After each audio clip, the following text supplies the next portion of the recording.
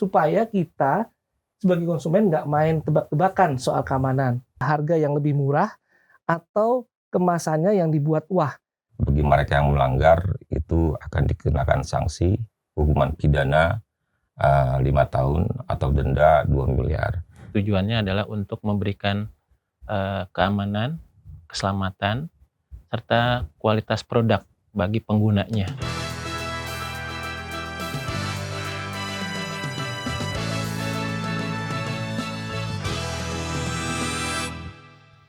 Halo Sobat Konsumen Cerdas Sukovindo, kembali lagi di Space Sukovindo Podcast and Creative Network. Bersama saya, Dian Indrawati. Mendengar sapaan awal saya tentunya Sobat Sukovindo sudah paham kita akan bicara apa pada sesi kali ini. Ya, kita akan bicara berkaitan dengan SNI, Standar Nasional Indonesia yang bukan sekedar label. Kenapa SNI itu penting dan apa kaitannya dengan pelindungan konsumen serta bagaimana peran Sukovindo dalam standar nasional ini akan kita bahas bersama 3 narasumber kita yang sudah hadir pada sesi kali ini. Yang pertama kepada Direktur Jenderal Pelindungan Konsumen dan Tertib Niaga Kementerian Perdagangan, Bapak Moga Simatupang. Kemudian Kepala Pusat Perumusan, Penerapan dan Pemberlakuan Standarisasi Industri Kementerian Perindustrian, Bapak Bambang Risnanto. Dan yang terakhir Wakil Ketua Komisi Komunikasi dan Edukasi dari Badan Pelindungan Konsumen Nasional, Bapak Ferry Firnawan. Selamat datang di Space Bapak-bapak semua. Sehat ya Pak ya? Sehat.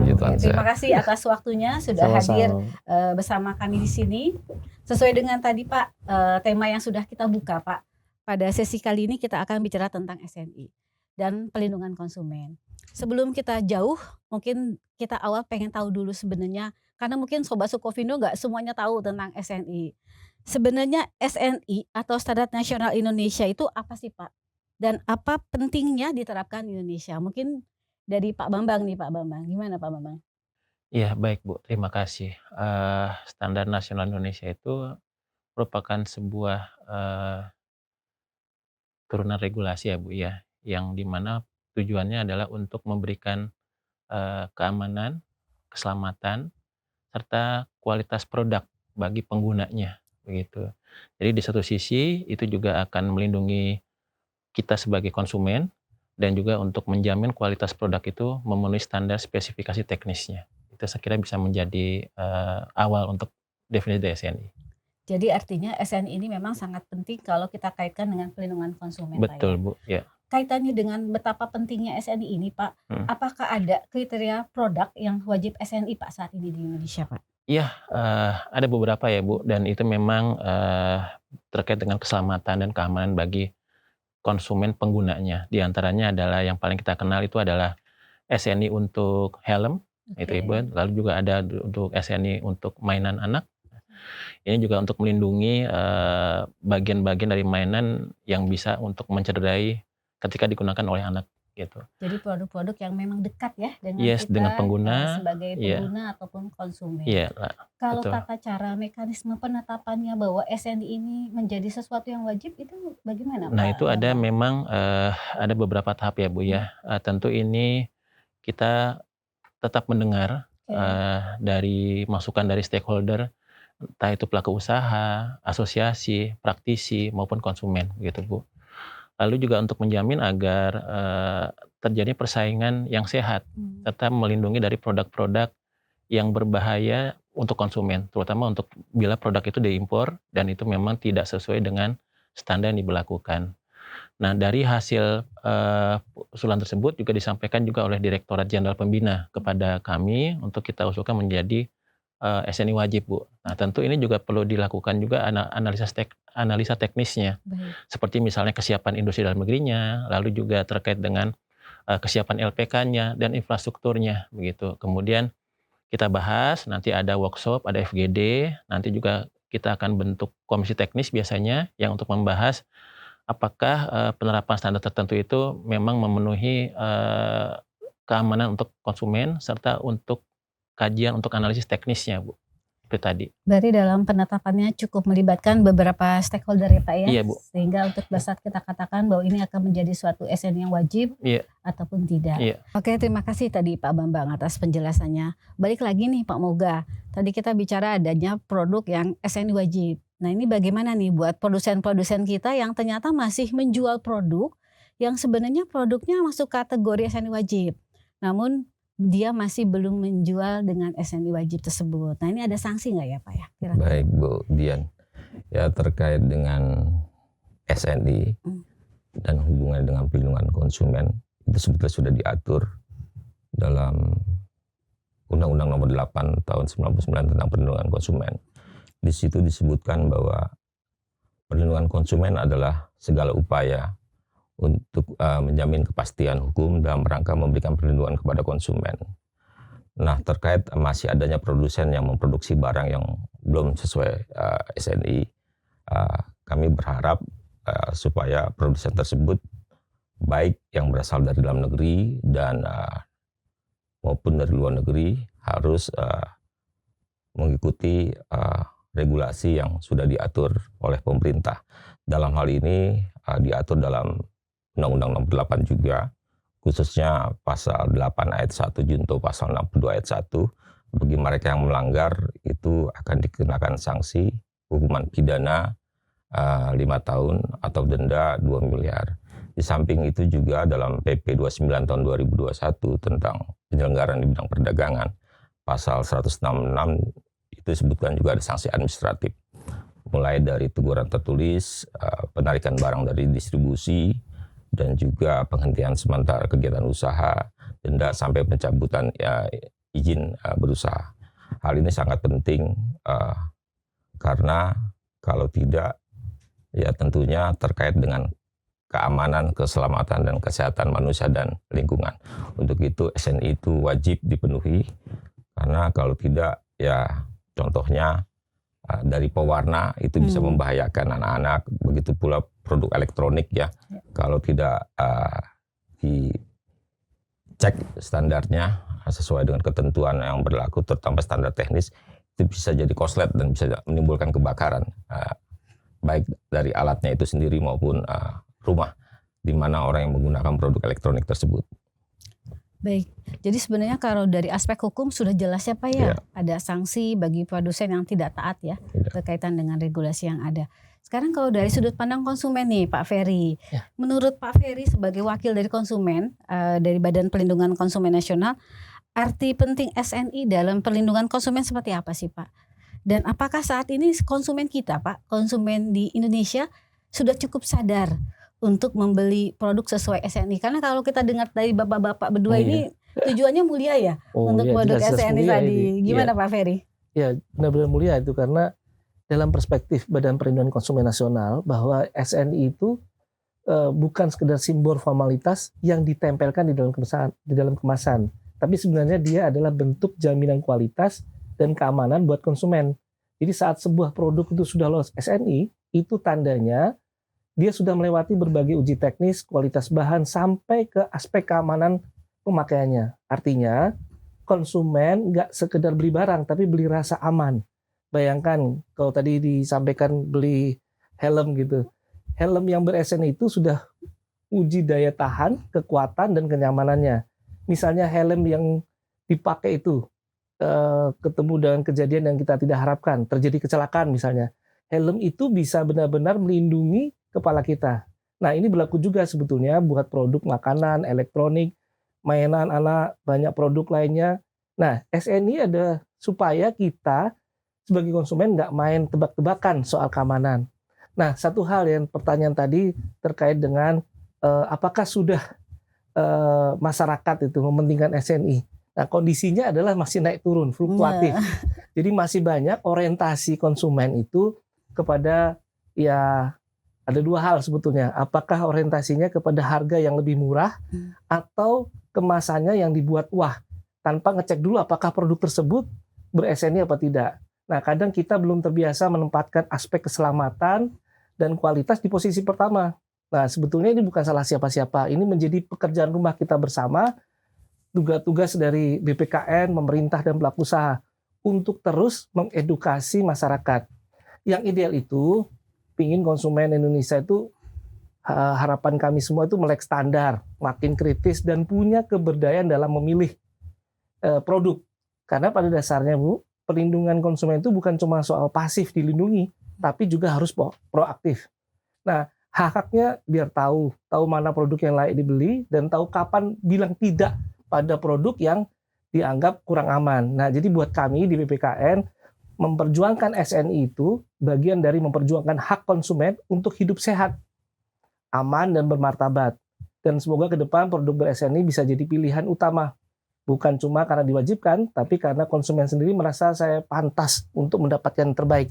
Kira-kira perspektif BPKN seperti itu, Bu. Sangat jelas ya. Bang, nggak Pak Maga, silakan. Ya, perlu saya tambahkan apa yang disampaikan Pak Ferry, bahwa setiap tahun itu Kementerian Perdagangan melakukan survei indeks keberdayaan konsumen. Oke. Dan tahun 2024 dibanding tahun 2023 Naik. itu IKK kita telah terjadi peningkatan indeks skornya dari 57,04 menjadi 60,11 ya. Dengan demikian berarti konsumen kita sudah tingkat kesadarannya sudah tinggi, sudah masuk ke level kritis, yang artinya konsumen kita sudah mampu memperjuangkan hak dan kewajibannya dan juga mengutamakan produk dalam negeri. Baik, jadi menarik ya, artinya kalau kita bicara SNI produk yang wajib ini harus sinergis antara pelaku atau industri maupun dari konsumen. Jadi konsumen juga harus cerdas ya Pak ya, memilih produk seperti apa yang tidak hanya murah tapi manfaat dan tujuannya dapat ya Pak ya. Nah, bicara tentang SNI produk tadi Pak, kita balik lagi tadi sanksi sudah dijelaskan oleh Pak Moga ya Pak ya, ada aturan yang berkaitan dengan sanksi.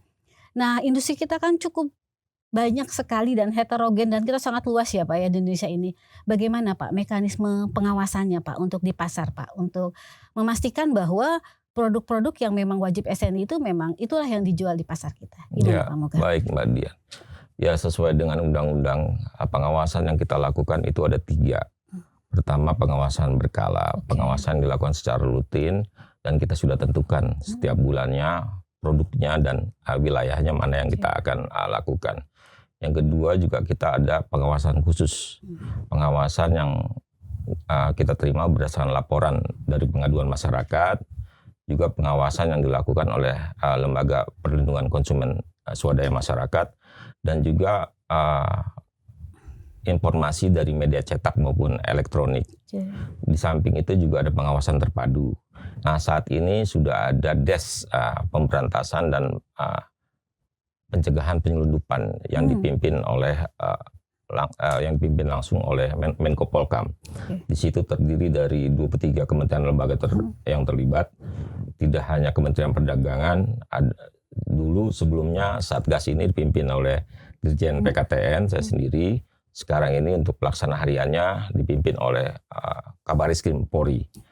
Selaku pembina di situ ada Menko Polkam, Menko Perekonomian, dan juga di dalamnya itu ada Kejaksaan, BIN, Bakamla, dan lain sebagainya.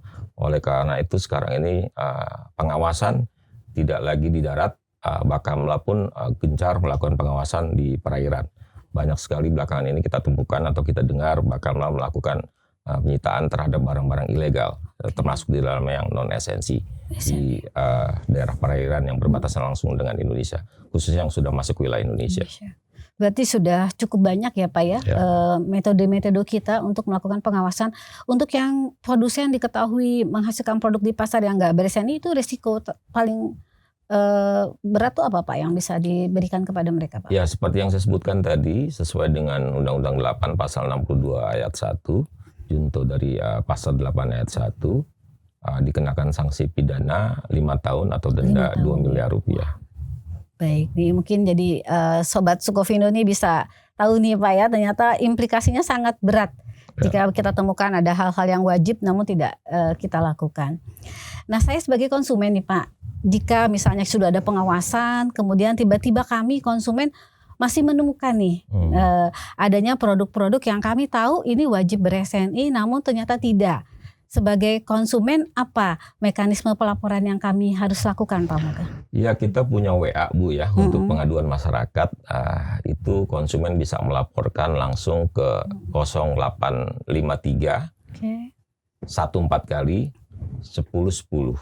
Jadi 24 jam ya Pak ya? 24 jam atau melalui SIM PKTN, .kemendak.go.id atau email pengaduan.konsumenperdagangan.go.id. Di samping itu juga untuk masyarakat yang di daerah kalau memang menemukan kesulitan di jaringan dan pelaporan secara email bisa datang ke LPKSM, Lembaga Perlindungan Konsumen Swadaya Masyarakat yang ada di kabupaten kota. Nanti akan ditindaklanjuti, diarahkan kalau memang terjadi masalah terhadap pelaku usaha untuk barang yang dibeli, tindak lanjutnya bisa ke Badan Penyelesaian Sengketa Konsumen Swadaya, Badan Penyelesaian Sengketa Konsumen. Berarti BPSK. Sudah banyak mekanisme pelaporan ya Pak ya yang disediakan untuk konsumen ke kita. BPKN Baik. Untuk proses lebih lanjut di BPSK yang ada di Jakarta. Pak Bambang mungkin ada tambahan Pak kalau dari aspek Menprin ada tambahan berkaitan mekanisme pelaporan ini Pak? Iya baik, kalau kita melihat di Permen Perin 45 tahun 2022 tentang standarisasi industri, kegiatan standarisasi industri itu bukan hanya SNI. Jadi ada SNI, lalu ada pedoman tata cara dan ada standarisasi teknis atau ST.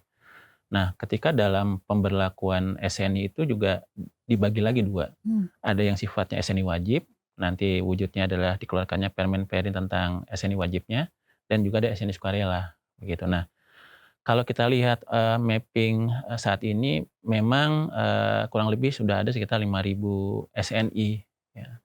Namun yang berujung pada SNI wajib itu kurang lebih sekitar baru 130 sampai 160 SNI wajib begitu. Nah, tentu dalam konteks ini adalah dalam hal pengawasan kami juga punya unit namanya Pusat Pengawasan Standarisasi Industri, yaitu P2SI, disebut di Kemenperin gitu. Jadi mitra kami di P4SI gitu. Nah, yang diawasi memang salah satunya adalah terkait dengan Lembaga Penilaian Kesesuaian atau LPK begitu, karena LPK ini ditunjuk oleh Kemenperin ketika ingin melakukan penilaian kesesuaian terhadap produk yang diberlakukan SNI wajibnya begitu. Nah, dalam hal ini pengawasannya juga meliputi aduan-aduan dari masyarakat terkait dengan tidak memiliki SNI, terutama untuk SNI wajib gitu. Jadi kadang juga teman-teman kami di P2SI juga menerima aduan tersebut. Kemudian yang terlebih lagi adalah juga untuk melakukan pengawasan terhadap LPK-LPK gitu, karena LPK-LPK ini kan juga ada yang milik pemerintah dan juga ada yang milik swasta. Salah satunya ada yang dimiliki oleh Skofindo gitu. Nah, LPK-LPK inilah yang dalam hal ini melakukan pengujian. Jadi kami juga ingin memastikan bahwa tahapan dari mulai permohonan hingga sertifikat itu terbit, terutama untuk yang SNI wajib, itu memang sudah memenuhi regulasi-regulasi yang ditetapkan gitu Bu. Jadi kalau misalkan pengawasan, kami juga di P4SI dibantu oleh teman-teman kami yang ada di P2SI. Gitu. Baik. Tadi dari sudut pandang regulator ya. Nah, secara konsumen Pak, kira-kira gimana Pak? Sudah cukup terinfo nggak sih Pak ke konsumen kita kalau menemukan hal-hal tadi, mereka harus bagaimana Pak? Menurut kacamata Pak Ferry gimana? Iya, sebetulnya hampir seluruh ya, terutama kementerian, karena memang betul-betul negara hadir terkait dengan perlindungan konsumen ini.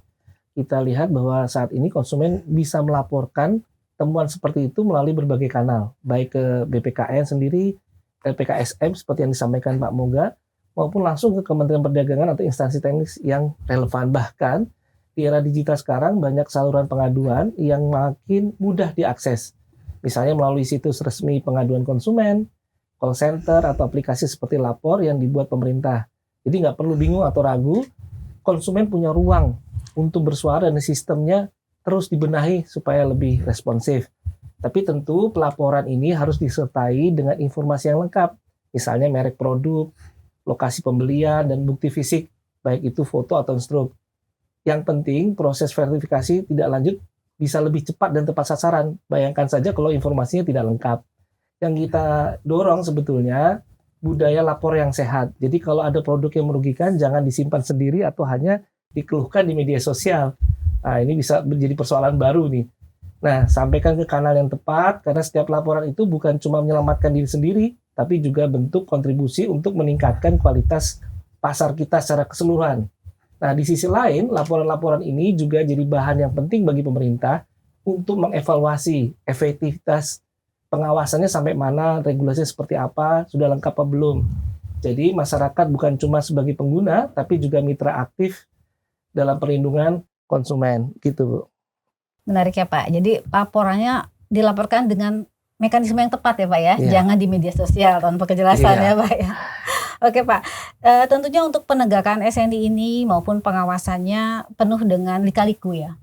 Menurut Bapak-bapak nih, apa sih Pak yang menjadi kendala dan tantangan yang dirasakan saat ini dari penerapan dan penegakan serta pengawasan SNI? Monggo mungkin dari Pak Bambang dulu, gimana Pak Bambang? Ya, memang ada beberapa tantangan ya, Bu, dalam hal terutama untuk penerapan SNI wajib gitu.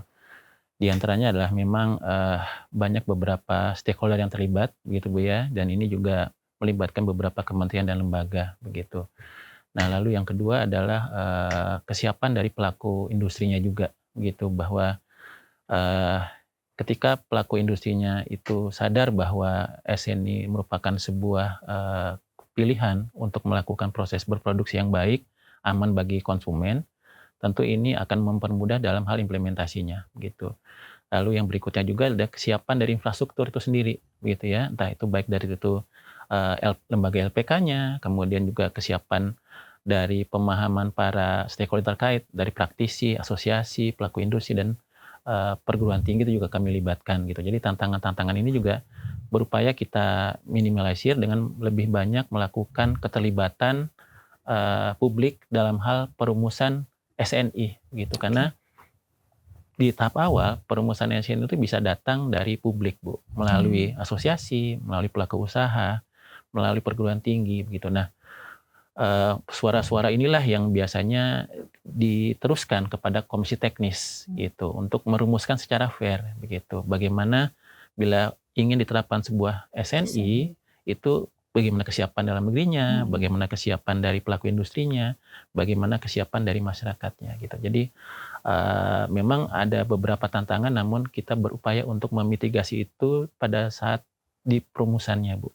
Gitu. Yes. Gitu. Jadi strateginya seperti apa nih Pak untuk supaya pelaku lebih aware, lebih concern? Iya, gitu. Kami di daerah itu memiliki teman-teman kami di Balai Besar dan Barisan Industri gitu, dan mereka ini yang kita libatkan juga untuk melakukan pendampingan atau konsultasi SNI Bu, begitu. Jadi beberapa pelaku usaha yang di daerah itu juga biasanya bersama-sama dengan satuan kerja kami yang ada di daerah untuk melakukan sosialisasi, bimbingan teknis maupun konsultasi dalam hal penerapan SNI, terutama untuk yang SNI wajib begitu. Baik. Gimana Pak Moga, menurut pandangan Pak Moga sendiri Pak? Ya, kami tahun 2024 itu melakukan sebanyak 771 pengawasan. Nah, dari 771 itu 339 itu pelanggaran SNI. Ya, persoalan yang utama adalah banyak produsen, terutama yang dalam negeri, dia sudah mendapatkan sertifikasi SNI, tapi dia maklun. I see. Ya, sehingga produk yang dihasilkan tidak sesuai SNI, sesuai dengan pesanan orang yang memberi order itu. Iya. Nah, yang kedua tantangannya adalah perdagangan melalui e-commerce. Kita cek, ini produk tidak ber-SNI. Nah, setelah kita telusuri, orang maupun gudang itu tidak sesuai seperti yang didaftarkan. Yang ketiga, ya letak geografis Indonesia ini kan sangat luas ya. Banyak sekali pintu masuk, seringkali barang-barang itu masuk melalui pelabuhan-pelabuhan kecil sehingga beredar di masyarakat, dan juga kadang ada masuk melalui impor borongan. Itu kan HS-nya juga kadang kan beda dan tidak sesuai standar, seperti itu tantangan. Dan sejauh ini ya itu sudah ada 339 pelanggaran terhadap SNI, dan kita sudah tindak lanjuti. Ada beberapa yang sudah masuk ke ranah hukum, dan selebihnya kita memberikan sanksi administrasi, teguran tertulis, dan juga pemusnahan. Karena kan kita utamakan pendekatan ultimum remedium, selama masih kita bina, karena ini menyangkut pegawai, penerima negara, dan lain sebagainya. Jadi pertimbangan-pertimbangan itulah yang kita kedepankan. Kalau memang setelah kita bina masih melakukan pelanggaran, baru kita masuk ke tahap penindakan selanjutnya, penegakan hukum.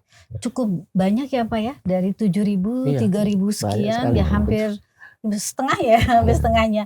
Nah ini apa strategi ke depan nih Pak, supaya ya artinya yang tadi sudah ditindaklanjuti, ya bagaimana strategi ke depan sehingga mudah-mudahan bisa lebih mengurangi ya dari pelaku-pelaku yang tidak taat ini Pak. Iya, tanggal 20 April itu sebetulnya Hari Konsumen Nasional, Harkonas. Harkonas Kemarin ya. kita sudah adakan acara pada tanggal 20 April di Sarina.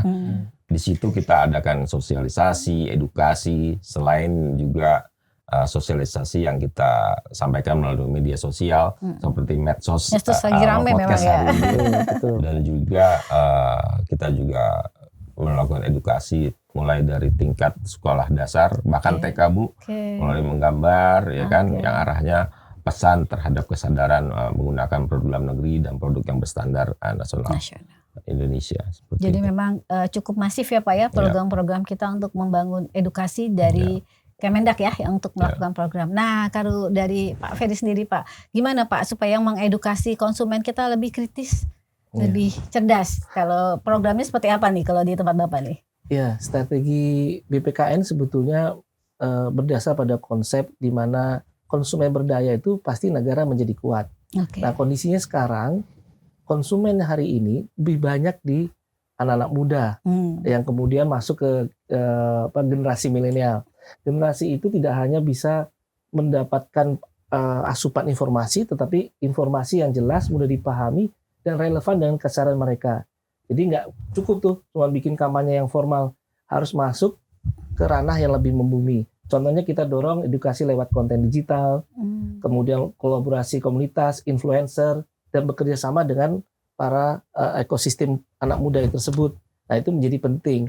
Nah informasi yang jelas itu supaya mereka tidak hanya menganggap sebagai label kemesan yang SNI itu, tapi konsumen yang bahasanya bisa dipahami oleh anak-anak muda. Kira-kira gitu Bu. Ya, berarti artinya kita harus sesuaikan juga dengan karakteristik konsumen kita ya Pak ya. Sekarang ada milenial, ada Gen Z, masing-masing punya karakter untuk kita bangun kesadarannya. Jadi sangat menarik ya Sobat Sukovindo semua, kita sudah bicara sejauh ini tentang apa itu SNI, pelindungan konsumen, bagaimana membangun kesadarannya. Tadi ada yang menarik nih, kita bicara tentang tanda SNI. Nah itu kan tanda yang melekat di produk ya. Nah ini yang mewajibkan dari salah satunya Kemenprin ya Pak ya. Bagaimana Pak mekanismenya pelaku atau industri bisa mendapatkan sertifikat SNI Pak? Ya baik Bu, seperti yang sudah diatur dalam Permen 45 tahun 2022 bahwa ketika pelaku usaha ingin mendapatkan sertifikat SNI maupun SPPT SNI, mereka harus mengajukan permohonan. Permohonannya ke kami, yaitu melalui SINAS, Sistem Informasi Industri Nasional. Dan untuk mengatasi bila nanti sertifikat itu ada yang palsu atau tidak, makanya kami melakukan digitalisasi terhadap permohonan SINAS ini Bu. Gitu. Jadi seluruh pelaku usaha, baik yang di dalam negeri maupun luar negeri, itu mengajukan permohonan melalui SINAS, sehingga data-data itu bisa kami dapatkan secara langsung, begitu Bu. Nah, kemudian nanti dari pelaku usaha itu setelah mengisi, kemudian akan diverifikasi, gitu Bu ya. Nah, setelah diverifikasi, kemudian nanti akan dikirimkan ke LS Pro atau LPK. Nah, mereka ini akan melakukan pengujian maupun akan melakukan audit. Baik itu auditnya ke pabrik dalam negeri maupun juga dilakukan kepada pabrikan yang ada di luar negeri. Sampai nanti diterbitkannya laporan hasil ujinya begitu. Nah, kemudian dari laporan hasil uji itu akan diverifikasi kembali Bu. Untuk kemudian diterbitkan sertifikat SNI. Dalam hal ini nanti untuk menjamin autentifikasinya itu akan kami keluarkan QR code-nya begitu. Nah, digitalisasi ini memang penting dalam hal permohonan SINAS ini karena untuk memastikan ketelusuran kelacak daripada sertifikat itu terbitnya kapan, oleh siapa, dan kemudian ruang lingkupnya seperti apa. Nah, setelah itu terbit, barulah kemudian ada tahap berikutnya yaitu penerbitan dari SPPT SNI-nya. Dan itulah yang memang keseluruhan proses ini itu kami lakukan melalui SINAS dan itu diupayakan untuk bisa dipenuhi baik dari pelaku usaha maupun dari lembaga penilaian kesesuaian oleh Espro gitu Bu. Jadi kami melakukan digitalisasi, semua masuk permohonan lewat SINAS, dan nanti pun ketika sertifikat itu terbit maupun SPPT itu terbit, maka di sistem akan menerbitkan QR code-nya begitu. Ini lewat SINAS sudah berlaku berapa lama nih Pak? Memang yang seperti kita ketahui bahwa Permen Perin 45 2002 ini terbit tahun 2022 gitu ya. Nah, kemudian ada beberapa Permen Perin SNI wajib itu dilahirkan pada tahun 2024. Nah, permohonan melalui SINAS itu sudah dimulai pada akhir tahun 2024 begitu. Jadi terutama hal ini untuk produk-produk yang diberlakukan SNI wajibnya begitu. Jadi di situ pun juga melalui SINAS bukan hanya untuk pemohon sertifikat SNI, tapi LPK pun itu juga bermohon melalui SINAS gitu. Jadi mulai dari pelaku usaha, kemudian dari LPK-nya juga bisa kita pantau melalui Sistem Informasi Industri Nasional Kemenperin gitu. Jadi LPK salah satu mitra lah Pak ya, Betul, oleh Bu. Kemenperin yang Ya. untuk melakukan kegiatan sertifikasi. Betul. Saat ini cukup banyak Pak LPK yang ditunjuk oleh Kemenperin Pak? Saat ini memang cukup banyak Bu, namun memang di beberapa provinsi kabupaten kota itu belum begitu masif karena keberadaan LPK ini masih terpusat di Pulau Jawa begitu, sehingga dibutuhkan lebih banyak lagi LPK, terutama bukan hanya jumlah tapi juga kualitas dari auditornya begitu. Karena kan ketika sebuah produk itu kita kirim ke LPK atau Espro itu kan akan melalui pengujian.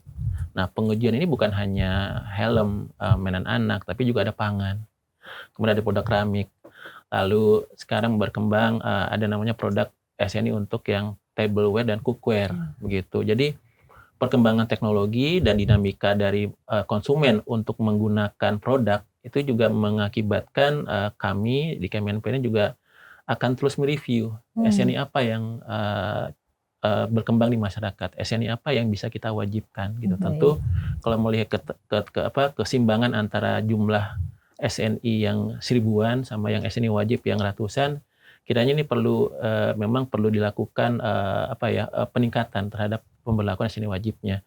Namun di satu sisi juga kita perlu perhatikan bahwa masih banyak infrastruktur standar ya, bukan hanya LPK tapi juga kesiapan dari auditornya, kemudian kompetensi dari auditornya, lalu kemudian kompetensi dari LPK-nya gitu. Dan ini tentu perlu saling bekerja sama agar untuk menciptakan ekosistem dari sertifikasi SNI itu sendiri. Berarti ke depan akan ada penambahan LPK ya Pak ya untuk mensupport hal ini ya? Iya Bu, jadi kami bahkan kami di Kemenperin pun itu juga punya LPK pemerintah gitu ya, dan bukan hanya Kemenperin tapi ada beberapa lembaga di luar Kemenperin yang punya LPK pemerintah. Nah di satu sisi juga LPK swasta ini tumbuh begitu. Nah tentu memang yang kita harapkan adalah ketika pelaku usaha untuk melakukan sertifikasi itu tidak terlalu sulit atau tidak terlalu susah begitu karena lokasi yang dekat begitu ya, kemudian kemudahan dalam melakukan proses permohonan karena itu dilakukannya secara online begitu, dan inilah yang kita coba atasi ketika pelaku usaha itu memang berada di lebih banyak di Pulau Jawa gitu ya. Nah ketika di luar Jawa ini kan juga harus kita akomodir gitu. Nah kami di Kemenperin juga punya beberapa satker yang juga sebagai LPK pemerintah itu ada di Aceh, ada di Kalimantan, ada di Sulawesi hingga ke Ambon gitu. Nah, cakupan area kerja ini tentu akan berupaya untuk mengatasi LPK swasta yang memang belum tumbuh secara masif di luar Pulau Jawa. Gitu. Kalau masa berlaku sertifikat SNI itu berapa lama Pak? Ya, dahulu dengan permen yang lama itu 4 tahun, tapi sekarang jadi 5 tahun. Namun memang ada kewajiban setiap tahun dilakukan resertifikasi, itu kembali Bu. Nanti kalau sudah mau habis pembaruan lagi. Pembaruan lagi, begitu. Nah, tentu dalam hal pembaruan ini kami butuh mitra, gitu ya Bu ya. Nah, seperti yang saya sampaikan tadi, kita butuh mitra itu ada LPK, gitu, dan tentu juga masyarakat untuk melaporkan apabila mengadu aduan masyarakat. Kami juga terima melalui UPP, Unit Pelayanan Publik di Kemenperin. Gitu. Kadang mereka juga menyampaikan ke UPP ditemukan sebuah produk yang ada yang harusnya itu SNI wajib, tapi ternyata tidak ber-SNI gitu. Baik. Nah, bicara tentang LPK, Bapak-bapak, kebetulan Sukovindo salah satu LPK nih yang juga ditunjuk oleh Kemenprin. Menurut pandangan Bapak-bapak bagaimana Pak? Sudut pandang Bapak-bapak terhadap LPK Sukovindo dalam mendukung tadi produk ber-SNI dan juga perlindungan konsumen. Monggo, Pak Moga dulu deh. Silakan Pak Moga. Ya, PT Sukovindo merupakan salah satu LPK. lembaga penilaian kesesuaian. Betul, Pak. Dan sudah terakreditasi oleh KAN, mempunyai fungsi sebagai ujung tombak terhadap jaminan mutu produk. Ya. Jadi Sukovindo ini kan BUMN, Betul. ya, perusahaan pemerintah, merupakan lembaga pengujian, inspeksi dan sertifikasi, dan itu sudah berdiri sejak tahun 56 ya. Betul. Jadi tentunya ya sudah teruji lah Sukovindo ini terkait dengan pengujian mutu. Dan sebelum ada lembaga-lembaga yang lain kan memang satu-satunya lembaga pengujian One and only. ya, di Indonesia itu hanya Sukovindo. Iya. Nah, kami berharap ya masyarakat jangan ragu kalau ingin menguji produk, datanglah ke Sukovindo karena memang dari usia dan Sukovindo merupakan pelopor untuk pengujian. Dan kami berharap juga dapat dukungan dari Kementerian Perindustrian supaya tugas dan fungsi Sukovindo sebagai LPK ini dapat diperkuat karena ini lembaga PT yang BUMN yang dimiliki oleh pemerintah. Dan ya saya yakin sebagai lembaga atau perusahaan pemerintah dan yang berusia sudah sekian lama, dapat dipastikan Sukovindo akan bekerja tidak akan mengecewakan konsumen. Begitu pula kepada importir yang ingin mengimpor di Indonesia. Ya. Gitu. Budian, Terima kasih Pak Moga. Gimana Pak Bambang nih tanggapannya Pak? Ya, dalam beberapa Kepmen, terutama untuk yang SNI wajib, memang Pak Menteri sudah juga menunjuk Sukovindo. Tentu dengan ruang lingkup area kerja ya, yang cukup luas juga, dan beberapa auditor yang kompeten, saya kira itu juga menunjang membantu kami dalam hal penerapan SNI wajib begitu. Nah, di samping juga kalau kita lihat apa yang kami miliki, yaitu ada LPK yang kami miliki atau LSPro gitu juga memang sangat spesifik gitu. Jadi kami juga punya lembaga pengujian yang untuk komoditi agro, lalu ada yang logam, lalu ada yang selulosa, ada yang kimia begitu. Nah, tentu dengan karakteristik yang sangat khas ini, kami juga di LPK pemerintah juga akan lebih mungkin menjangkau teman-teman pelaku usaha yang ada di daerah. Ambil contoh misalkan teman-teman yang pelaku usaha, terutama yang UMKM yang bergerak di AMDK, air memadam kemasan gitu. Nah, ini kan skupnya bukan hanya di Pulau Jawa tapi juga di luar Pulau Jawa. Nah, tentu dengan ada mitra, salah satunya adalah Sukovindo, ini juga bisa membantu teman-teman kami juga yang di daerah yang juga memiliki laboratorium gitu ya, yang melakukan proses sertifikasi, proses pengujian dan juga proses inspeksi gitu. Jadi sekiranya dengan pengalaman yang cukup panjang, ruang lingkup dan kantor cabang yang cukup tersebar juga di seluruh Indonesia, ini juga bisa membuktikan bahwa Sukovindo memiliki kemampuan untuk melakukan sertifikasi pengujian maupun inspeksi begitu.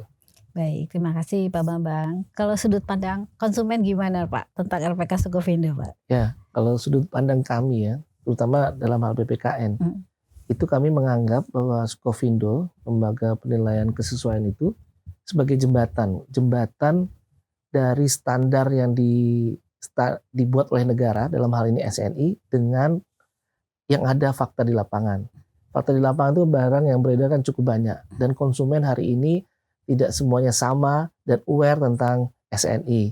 Dan mereka tentunya harus paham betul yang kadang-kadang tidak tahu produk itu aman atau tidak. Makanya SNI dan teman-teman yang di LPK itu menjadi menjadi krusial untuk mengetahui apakah barang yang mereka gunakan itu berkualitas, aman, dan diproduksi sesuai standar. Nah, karena kami melihat bahwa Sukovindo dan LPK lainnya itu sebagai mitra strategis. kami tentu tidak bisa menentukan dengan dasar yang sangat rigid ketika tidak ada teman-teman dari Skovindo dan LPK ini. Nah, karena pelindungan konsumen itu nggak bisa jalan sendiri, memang betul-betul harus bersinergi dan berkolaborasi untuk menciptakan ekosistem konsumsi yang lebih aman dan sehat. Jadi kalau kita bicara percayaan publik terhadap produk dalam negeri atau produk impor sekalipun, peran LPK terutama Skovindo ini bukan hanya penting, tetapi sangat esensial. Kira-kira gitu kacamata kami. Terima kasih Pak Ferry, terima kasih Bapak-Bapak semua. Mudah-mudahan kami sebagai LPK bisa terus meningkatkan kinerja kami ke depannya. Wah, makin menarik nih ya Bapak-Bapak sekalian berkaitan dengan tema kita tentang Standar Nasional Indonesia ataupun SNI. Pada sesi kali ini kita sudah berbicara apa itu SNI, kemudian bagaimana penetapannya, bagaimana regulasinya, termasuk pengawasannya dan kaitannya dengan perlindungan konsumen. Sobat konsumen cerdas Skovindo tentu masih penasaran bagaimana untuk produk SNI yang impor. Apakah sama perlakuannya? Nah, nanti kita akan bincang-bincang lebih lanjut pada sesi berikutnya.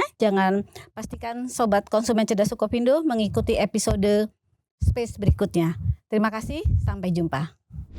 Hari ini bagi pelaku usaha itu going concern-nya adalah dia mampu menguasai pasar.